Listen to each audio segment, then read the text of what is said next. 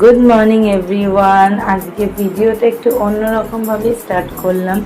দেখতে পাচ্ছ বাড়ির বাইরে থেকে ভিডিওটা শুরু করেছি, কারণ একটা জায়গায় অনেক দিন ধরে যাব করেও যাওয়া হচ্ছিল না। তো ফাইনালি আজকে সেটা যেতে পারছি, তো আমি ভীষণ খুশি।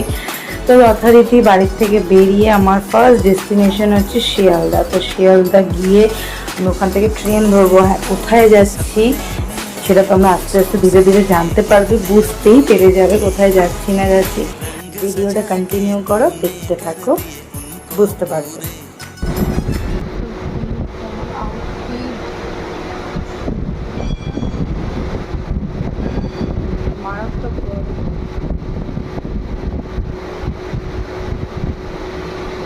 তবে হ্যাঁ, গরম পড়ুক আর যাই পড়ুক, আমি যাওয়ার সময় খুব একটা আমার কষ্ট হয়নি।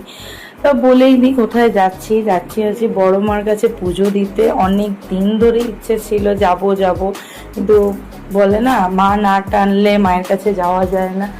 তো মা আজকে টেনেছে, আমার মায়ের আশীর্বাদে মায়ের কাছে আজকে আমি যেতে পারছি, মাকে পুজো দেব।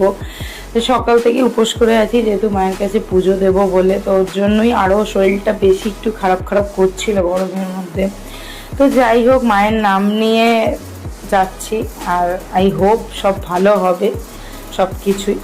তো যথারীতি ট্রেনে উঠে গেছি। তো ট্রেনটা আজকে বহুত লেট করেছে যাওয়ার সময়। নৈহাটি পৌঁছতে যেখানে 1 ঘন্টা টাইম দেখাচ্ছিল, সেখানে প্রায় 1.5 ঘন্টার মতন লাগিয়ে দিয়েছে। কিছু করার নেই, বাইরে বিভৎস গরম। তো চলো ভিডিওটা দেখতে থাকো, আশা করি তোমাদের ভিডিওটা দেখতে খুব ভালো লাগবে।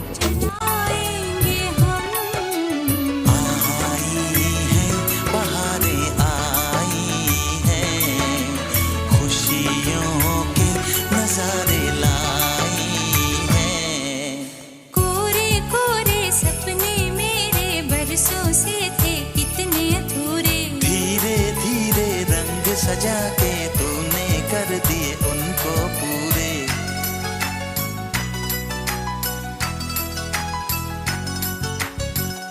वादा है वादा, चाहेंगे तुमको जीवन से ज्यादा है वादा वादा।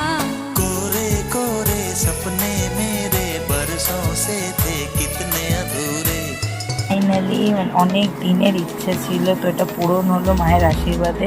আর মনটা খুব ভালো লাগছে, খুব শান্ত লাগছে মায়ের কাছে যেতে পেরে, মাকে পুজো দিতে পেরে, মাকে সামনাসামনি দেখতে পেয়ে।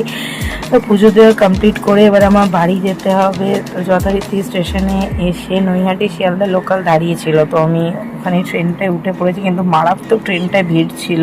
কোনো মতো একটা বসার জায়গা পেয়েছি। তো বাড়ি যাই, চলো ভিডিওটা দেখতে থাকো।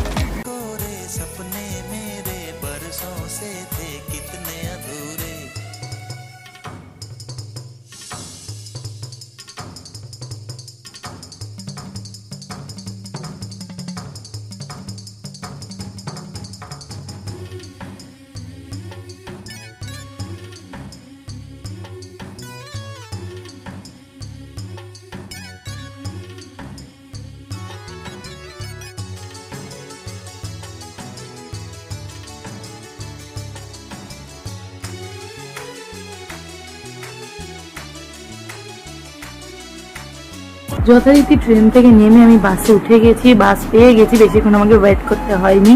তো এইবার বাড়ি যাবো, কেন বিভৎস গরম লাগে। যাওয়ার সময় এতটা কষ্ট হয়নি, আসার সময় কি জানি এতটা কষ্ট হচ্ছে, পাগল হয়ে যাচ্ছি গরমে। তো চলো বাড়ি যাই, বাড়ি যাওয়ার পরে তোমাদের সাথে আবার কথা হচ্ছে।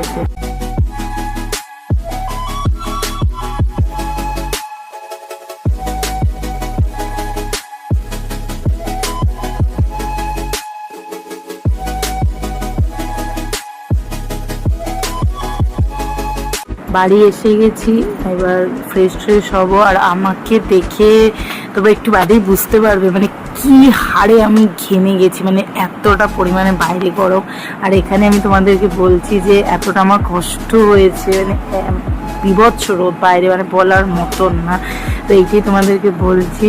আর তোমরা কিছুক্ষণ ভাবেই দেখতে পাবে, দেখো আমার অবস্থাটা, বুঝতেই পারছো। তো চলো আজকে ভিডিওটা এতটাই। ভালো লাগলে লাইক কমেন্ট চ্যানেল সাবস্ক্রাইব করে দিও। টাটা।